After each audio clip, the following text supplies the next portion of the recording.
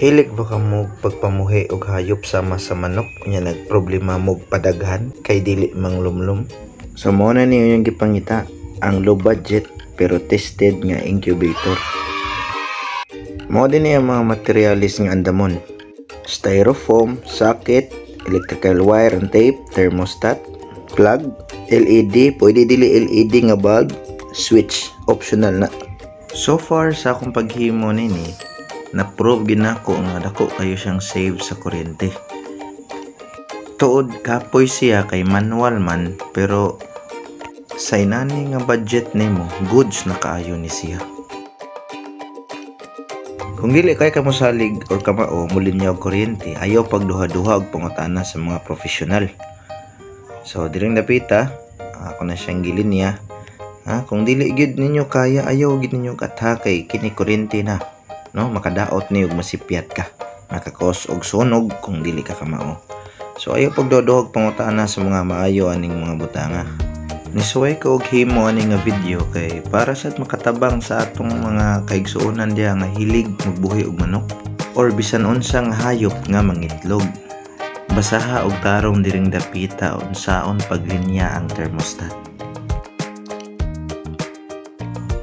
Kunya sa atong pag-wiring dili kinahanglan nga magdali-dali kay dili man ni lumba. Naday mga colors na red na yellow. So kanang red o black nga nagpartner mo na siya source sa kuryente. Kaya kanang yellow o black ato na to na i-connect sa suga. Dili ni mao ang pilmero nga incubator nga akong gihimo. Ika 15 na ni siya ug wala ko na sayop. Kanya so far okay ra man ang mga feedback. Nya karon bitaw naghimo na sa kog dagko kanang mo capacity og mga 200 plus. Pero bisan ako ma-video kay itestingan pa man ako gid asa na ko makuha ang iyang timpla. Sa pag-connect sa mga wire, siguro agad nga ma-tape ni mong tarong, no, kanang walay makita nga wire gyud kay iwas na lang gid taon sa disgrasya og mahimo ha. Ako dili ko maayo aning butanga pero sa kadugayon sad nako og hinimuay na ni. So nakakuha na gid nako ang sakto nga timpla sa pag-wire, sa pag-set, no? Nani dapita mo na nga dali-dalion na nako og trabaho. Kanada yung taas nga wire nga nagbitay mo na siya wire sa sensor. So makita niyo na og asa nako ibutang ang sensor dapita. Dili siya pwede pataas, di siya pwede paubos, ara ra gid sa tunga kung gusto ka nga dili masayang ang imuhang itlog.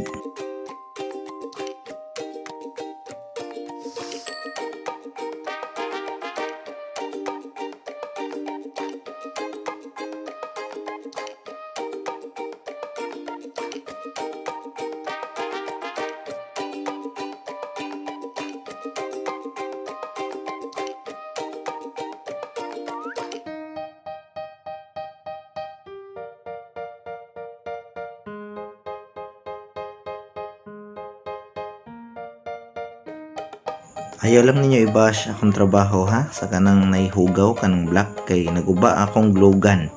Nya glow stick ra akong gigamit dayon kandila grabe ito umagid sa agi. Pero dili na mo matter maitom o madili og mupusa gid na. So sama sa akong giingon ganiha kanang switch optional ra na siya. Pwede nimo butangan, pwede ra sa dili. So after ani matestingan ako ipakita sa inyo kung unsay output kung naana ni say hatcher o seater.